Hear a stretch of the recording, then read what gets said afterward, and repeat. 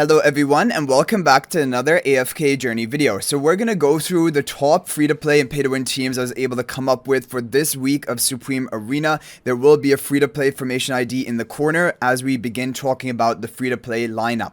Okay, so for team number 1, it is going to be a Mauler team using heroes. Most people have built up Coco, Mikola, and Shakir, a melee Mauler comp with Lenya.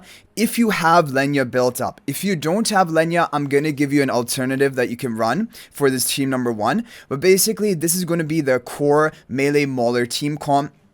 Twins to further buff up Lenya, and Lenya is going to have the bonus health from the charms of Coco. So overall, Lenya is going to be difficult to kill with the Dragon Roar artifact and Shakir on the faction talent tile. I think this is really good.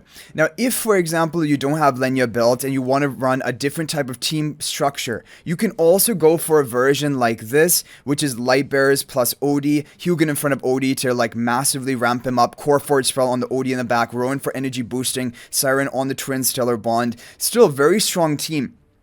And definitely a good free-to-play friendly option. Depending on which heroes you have more upgraded, you can choose between these two different versions. But if I had to pick, I feel like this one has a little bit more potential if you have the heroes upgraded. Okay, let's move on to team number 2. Team number 2 is going to be the Iron Nuke team. Now, I know we have the same Hugin map effect, which really favors Harak, even Athalia to an extent, because they dash across the field, then they get a massive shield. Is good protection. However, I have a team basically plan to nuke the enemy before they're able to get going. Like if we have Almas Iron nuking, then Shamir ultimating early on with the elbow spell and damage, I believe you can probably shut down enemy Harak teams before they can get started.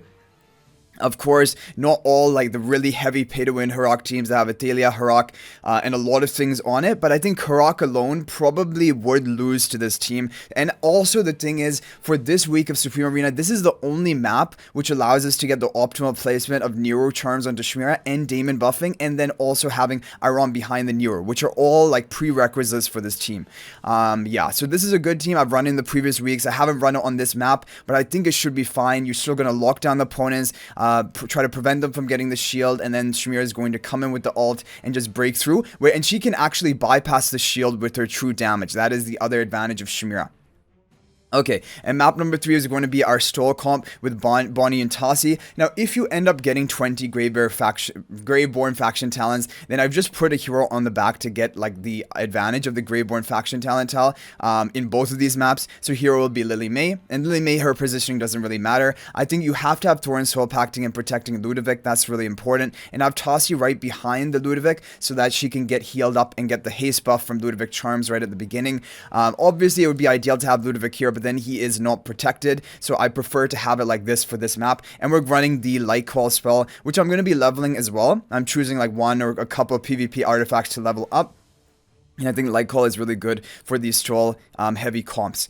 Okay, so there we have that. Now, if you want to run the alternate formation of free-to-play, for example, this one, like we mentioned, then there will be a formation ID for this that you can copy down as well. This is going to be using Odie as a primary damage dealer with the Core Forge spell. With the Hugin buffing him, he is going to be hitting like a truck. You also have Siren boosted by the Twin Stellar Bond and Rowan for energy boosting and potions. Overall, I think this is going to be a solid team as well. And depending on if you have these heroes more upgraded, you can run this team rather than the Mauler team. Other than that, the other two teams are going to be identical. However, because we have now Dragon Roar spell artifact available, because we're running Core Forge on team number 1, I decided to go for Dragon Roar on team number 2, because I think Dragon Roar is one of the best PvP artifacts, but I think Elderbow is also a good option for the Shamir comp. But if you have Dragon Roar available, probably run that. And team 3 is exactly identical.